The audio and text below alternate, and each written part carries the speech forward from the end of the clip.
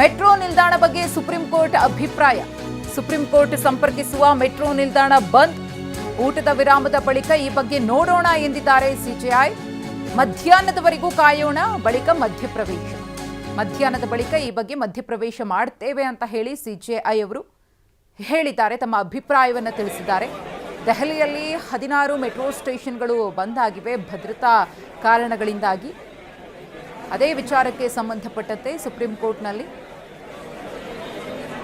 ವಿಚಾರಣೆ ಆದಂತಹ ಸಂದರ್ಭದಲ್ಲಿ ಮಧ್ಯಾಹ್ನದ ಬಳಿಕ ಇದ್ರ ಬಗ್ಗೆ ನಾವು ನೋಡೋಣ, ಮಧ್ಯಪ್ರವೇಶಿಸಿ ಅನಂತರದಲ್ಲಿ ನಾವು ಚರ್ಚೆಯನ್ನು ಮಾಡೋಣ ಅಂತ ಹೇಳಿ ಸಿಜೆಐ ಅವರು ಮಾಹಿತಿಯನ್ನು ನೀಡಿದ್ದಾರೆ, ತಮ್ಮ ಅಭಿಪ್ರಾಯವನ್ನು ತಿಳಿಸಿದ್ದಾರೆ.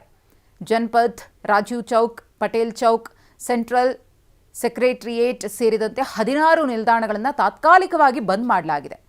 ರಾಜೀವ್ ಚೌಕ್ ಮತ್ತು ಸೆಂಟ್ರಲ್, ಸೆಕ್ರೆಟರಿಯೇಟ್ ನಿಲ್ದಾಣಗಳಲ್ಲಿ ಇಂಟರ್ಚೇಂಜ್ ಸೌಲಭ್ಯ ಇದೆ ಅಂತ DMRC, ದೆಹಲಿ ಮೆಟ್ರೋ ರೈಲು ನಿಗಮ ಪ್ರಕಟಣೆಯನ್ನು ಹೊರಡಿಸಿದೆ.